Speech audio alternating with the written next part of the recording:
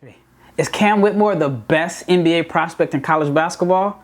Find out here on the first episode of Prospect Pitch, where my guest tries to sell me on Cam Whitmore being a top 3 pick. Stay tuned.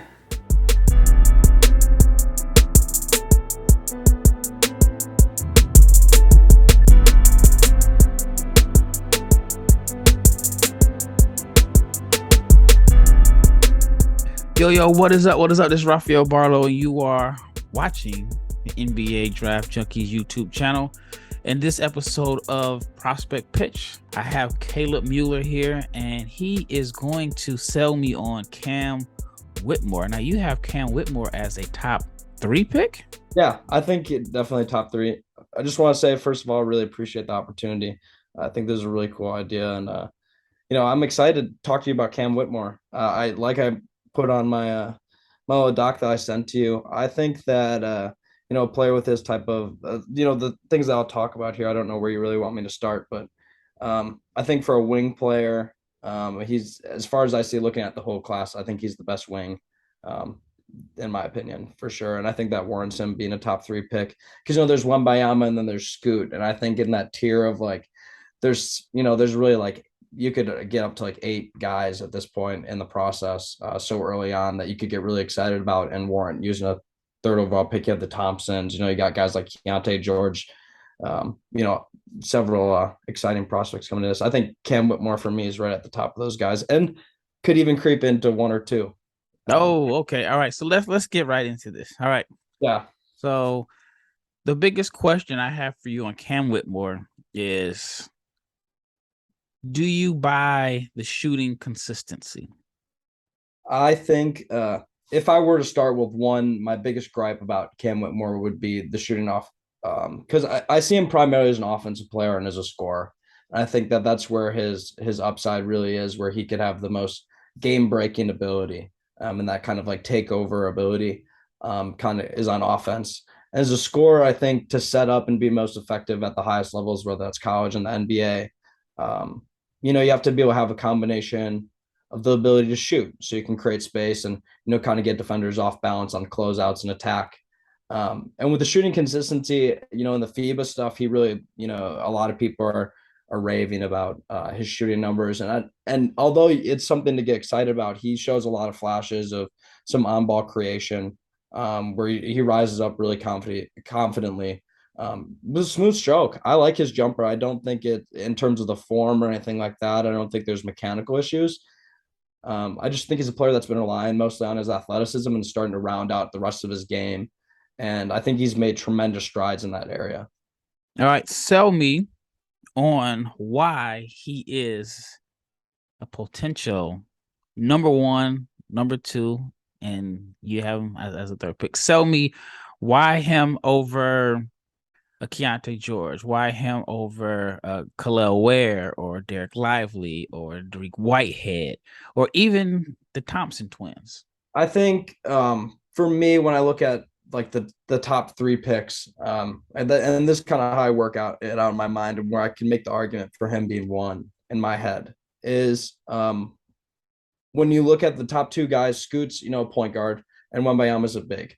If a team at the 1 spot doesn't need a wing player, let's say the Thunder, they don't do as well as a lot of people are hoping, and they slip up back in the lottery. A team like them or a team like the Pistons that just took a big player in the last draft, and they want to swing out a player who maybe doesn't have that injury question with Wembayama, or they don't need a guard. And the case with Oklahoma City and Detroit, where they have Cade and Ivy and Shea and Giddey, and they're not looking to add to their guard or their backcourt.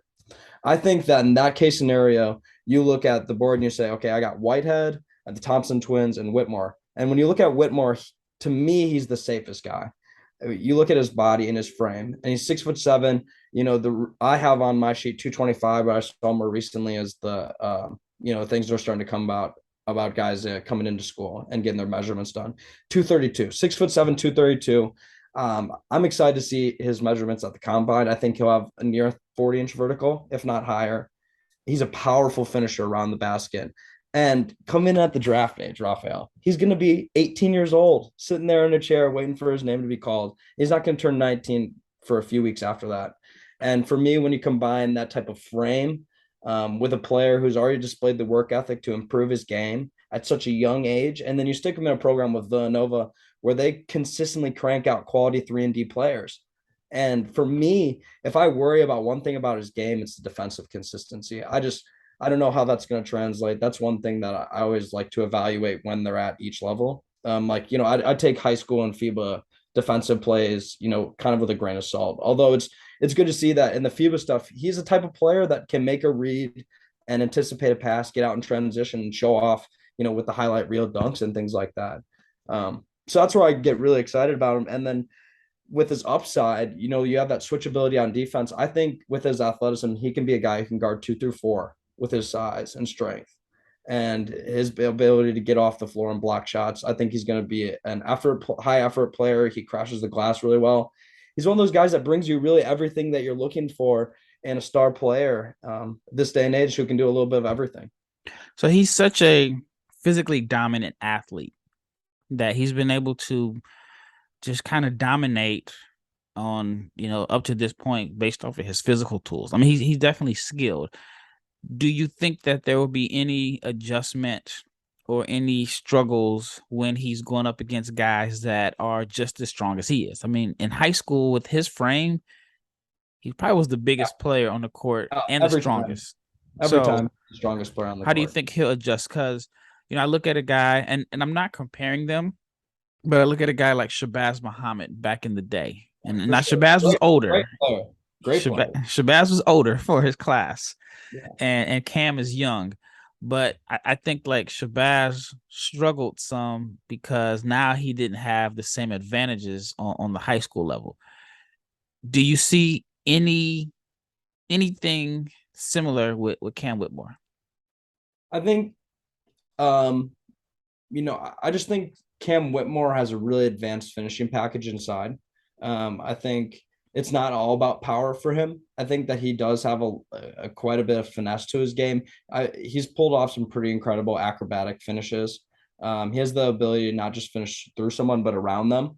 I anticipate that his interior, if he's a truly elite player offensively, like I think he become, that means that he became a really advanced off-ball player. And if he becomes a really, really good off-ball player and can be a secondary playmaker, he gets the ball and he's pump faking, he's shooting off the catch or attacking a closeout on secondary action. That's where he's going to tear it up. Attacking the late help and things like that. And then I think he's going to be able to score in isolation. I think that the things that he needs to do is not try to do too much on the perimeter in terms of I've seen him dribble too much. He dribbles into contests at times. I think especially of late, he's fallen in love a little bit with the outside shot. From time to time, I think he settles for certain looks. So it's a lot of the shoring up the shot selection for me with that, taking that next step, truly becoming the most efficient version of himself. And I think Villanova is a perfect program to do that. I don't think they're going to put the ball in his hands every single time down. And I think he's going to have to learn how to become a higher IQ player than he is right now, which I already believe that he's a smart player on the court that he makes winning plays, like I said before. All right. If he doesn't pan out, if he doesn't live up to his potential, what are the reasons that we would, at least on the court, we have no idea what a teenager does when you put 9, 10, $15 million guaranteed in their bank account. We have no idea how injuries can impact. So let's just say, the maturity level is there.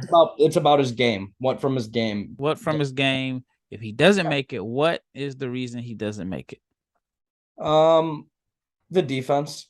I think that if he's just not able to play defense, then the stuff he does on offense is kind of diminished.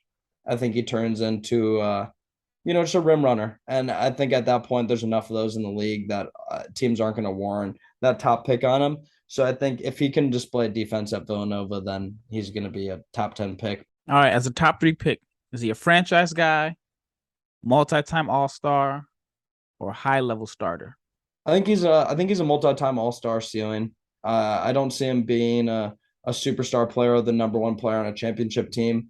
I think he could be a number two on a championship team if he turns out how I see him. Like I said, I think he could be really effective off ball if he, rounds out a lot of the areas of his game, like the playmaking, like you mentioned. There's a lot of things that he does really, really well, and then there's some things that he does exceptionally, combined with the frame, the athleticism, the age. He's a really enticing prospect, and I think that he could be a multi-time All-Star. I think he's a 20-point per game scorer at some point in his career. I think that he's breaking into the 22s, 23, 24s in that area. All right, last question. I'm the GM of a team. We agree with you. We're going to select him top 5, top 3. And I have my player developmental specialist, who I think is tremendous at what he does. What is the thing you want him and Cam to get in the gym and perfect and work on? What is the main thing between draft day and the start of his rookie year he's going to be focusing on?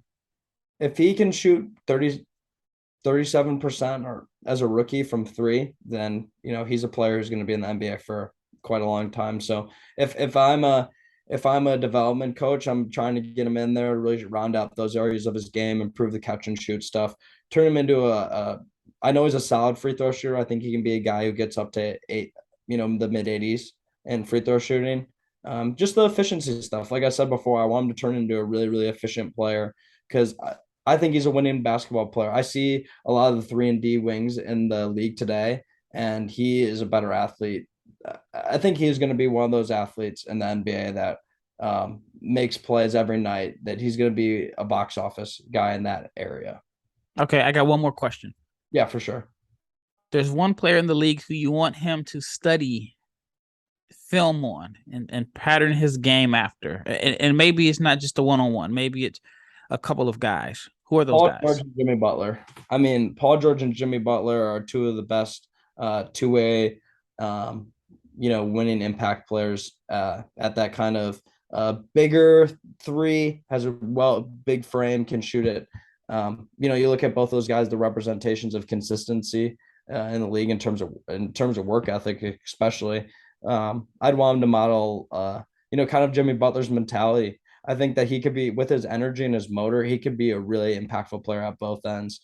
I could see him being a guy who averages like 7 or 8 rebounds. I think he's got genuine that type of impact to be a 22, 8, and 4. Get a block to a block and a half a game. And if he can add some of that perimeter skills that both those guys do, making some of the high IQ winning plays on offense, and then also adapt some of that mid-range creation from Jimmy Butler, get a little bit of a post game. I mean, there's other like small things to his game that'll add longevity and pair with his athleticism to give him a long career. And I think if you talk about two guys that have, no matter what situation they've been in, have adapted and been able to impact winning, it's Jimmy Butler and Paul George, especially wings. All right. That's Caleb Mueller. Hey. Caleb, you did an excellent job. You have me sold on Cam Whitmore. Where can the audience find you on social media if you have some work that you want to plug and pitch? Yeah, I actually have a huge thing in the works that I'll plug right now. My Twitter is Caleb Mueller 23. Mueller, yeah, however you want to say it. I'm sorry if I got it wrong. No worries. It's spelled Mueller. So CALEBMUELLER 23 at Twitter. I got some stuff coming up here in Labor Day, September 5th. Me and some of my friends and now I guess colleagues have been working on a website and a podcast network that we're launching on Labor Day. So it's going to be consistent of a lot of basketball content that we're really excited about. We're generating a lot of ideas based on mostly around draft stuff. So if you're a draft junkie, like me and Rafael, I think you'd love a lot of the stuff that we're working on. Big boards, articles, scouting reports, deep dives on prospects, bringing YouTube content, podcasts, articles, trying to really vary up the space, and we're really excited about it. It's on the clock, basketball.com. It's going to be on the clock, bb.com. And just keep tuned. September 5th. All right. Thanks, man. You did good. Yeah. Once again, it's Rafael. This is Caleb Mueller, even though it's spelled like Mueller. And we are